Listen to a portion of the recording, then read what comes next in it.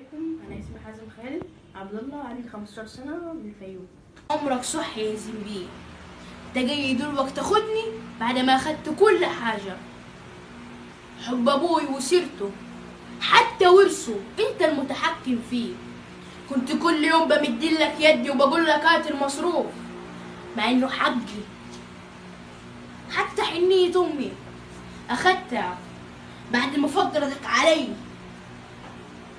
حتى حب عمري مرتك يا زين اخدتها.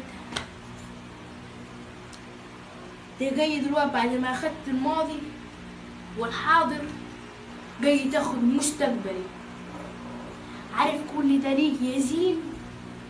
عشان الناس تسقف لك وتقول لك زنبيل قبض على اخوه، زنبيل طبق العدل، زنبيل ما خانش القسم.